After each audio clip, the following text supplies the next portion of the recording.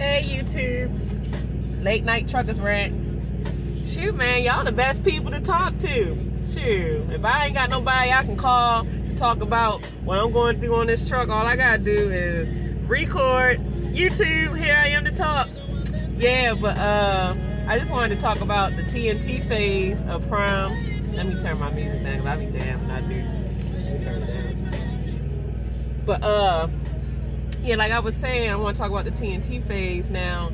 After you get out your TNT phase from being in training at Prime, your instructor, obviously, let me slow down. First of all, make sure you get through your 30,000 miles, because sometimes the instructors will try to keep you on past it if you get a grimy instructor. And a lot of times the way to do that as a student is to count your trip miles that y'all do deliveries. Like, you got a difference. Like, some people say look at the odometer when you first get in your trainer's truck and count it from the time you got in until the 30,000 miles. But what I've been told is that 30,000 miles is counted from all the trips that y'all did, all that together.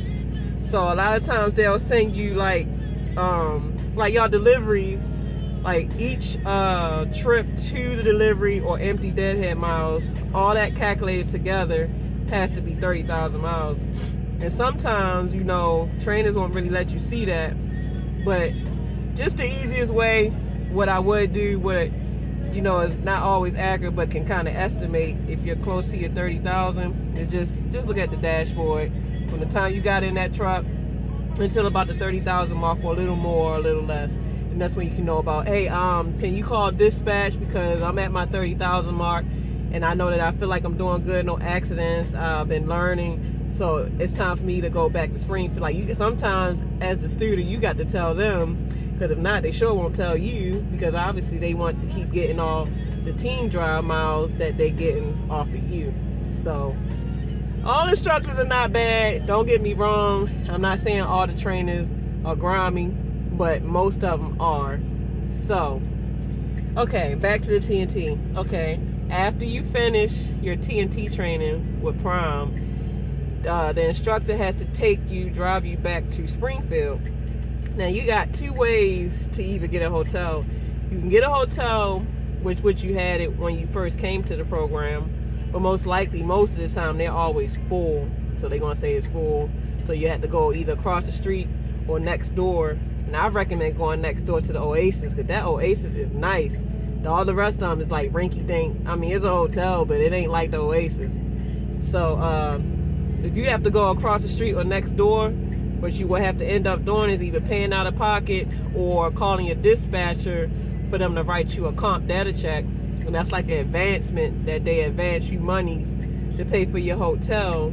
And they supposed to reimburse that. So make sure that, you know, if you had to go across the street or just anything other than Prime's facility, that you make sure that you go to your dispatchers with the receipt and tell them that you want your hotel expenses reimbursed, because they always supposed to reimburse you for hotel fees that occurred doing anything that you had to do for Prime. Okay, so after you get settled, you get your hotel, you get your stuff off your trainer's truck, blah blah blah. The next day you got to go to a class, and this class is for like safety training, about driving safety, this. Then you get signed off on that. Then you gotta, the same day, you gotta go to the sim lab, where you got to get back on the sim machine, which is like a simulator truck. It's like a virtual truck, and you have to show them that you know how to back into a dock door safely on that simulator. So once you pass that, that instructor signs off on that. That's signed off on. Then you got computer stuff that you have to do. I think it's like computer labs, and you got like, it's like the same kind of computer stuff you had to do when you was in the PSD phase. Not even PSD, I think it's before PSD. You had to do all those little modules before you can pass on to PSD. You got more modules you gotta do after you get off the TNT truck. Okay, so after you do your modules, now you have to decide, do I want to lease or do I want to be company? Obviously, I lease, so I can't really tell you much about company. But if you lease, really if you lease or company, you got to go to Success Leasing. Now, once you go to Success Leasing, after you got everything signed, because there's a checklist they have, and you have to have all that stuff signed off and checked off in order for them to even talk to you. So once you got all that signed off, you take that piece of paper and all that good stuff to Success Leasing, which is the end building, like at the end of the Prime terminal. Like it's like the front building, and Success Leasing is like that last building on the end, in the front of the building on the end. So you go in there with your signed off paperwork, and you gotta put your name on a list. And the list is for you to get a truck, whether you company or lease. That's just standard for that. So you put your name on a list, and they will call you when your name reaches the top of the list. Sometimes it can take a day, sometimes it take a couple days, sometimes it might even take a freaking week, because they get trucks in daily, but there's so many people on the list, so it just changes, fluctuate. Okay, so once they call you to you know, come in and look at the trucks that they possibly have, you gotta look. Sometimes they might only have like a couple trucks or a whole bunch of trucks. When I went, they only had a couple, so I ain't have a whole lot to choose from. But luckily, I got a brand new, you know, nice Freightliner. I always wanted the Freightliner. So, okay, once you pick the truck you want, you have to inspect it. And when I say inspect it, they give you a list, like a checkoff sheet, and you gotta check off every single, I mean, really check this stuff, because if you don't, at the end of the lease, if it's something that you forgot that could be messed up, guess who's responsible for it? You. So you gotta do your checkoff list. You gotta make sure you got get your permit book. Like, you gotta get your permit book. You gotta have that in your truck, because you don't want to get pulled over and don't have your registration, your permits. Like, that book contains everything your truck needs to have. So you gotta get your permits. You gotta get comp data checks. You have to get trip sheets.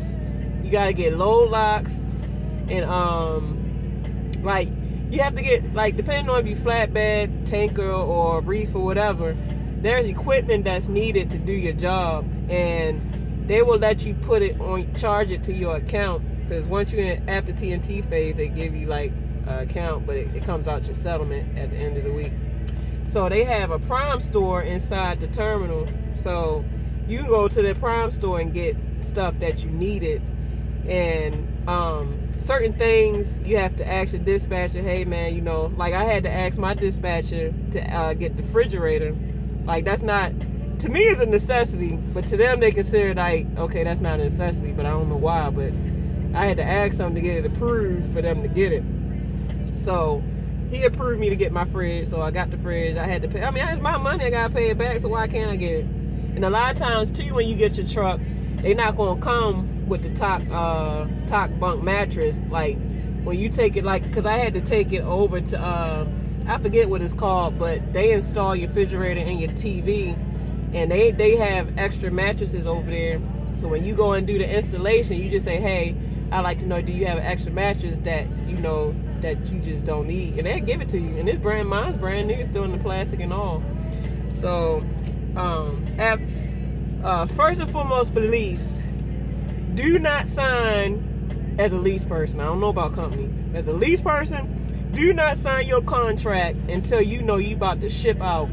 Because if you sign, the day you sign that contract is the time that your time begins with your payment. They only give you 1 week of deferred payment, and to me it's a bunch of crock of shit, because at the end of the day you still got to pay it back. What's the point of deferred payment if I still got to pay it back? I'd rather just not even have a deferred payment, because I ain't even really make a lot my first week anyway. So like I said, don't sign that contract until, like, say you leaving out the next day or the same day, so that way you're using your whole week to make money. So when that next week come in, that's all your money in your pocket without a truck payment. All right, so that's pretty much it.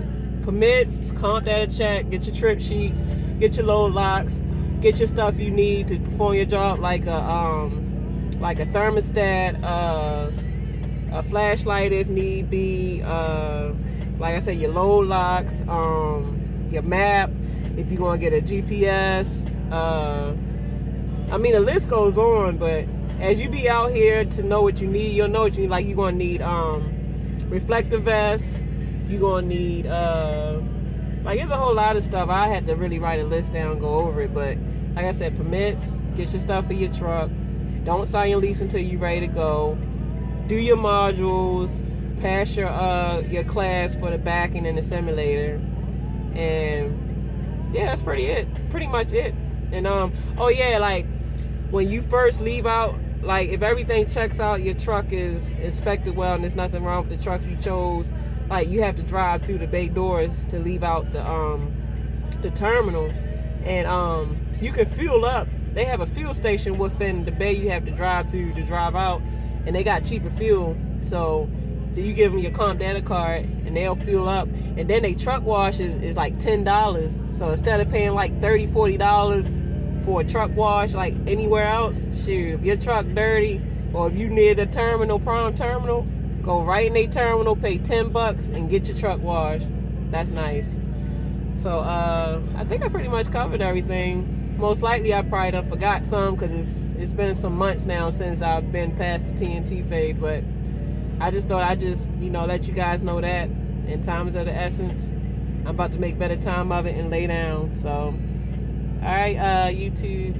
Most likely I'll probably be hitting y'all up in the morning, because this YouTube thing is kind of fun. So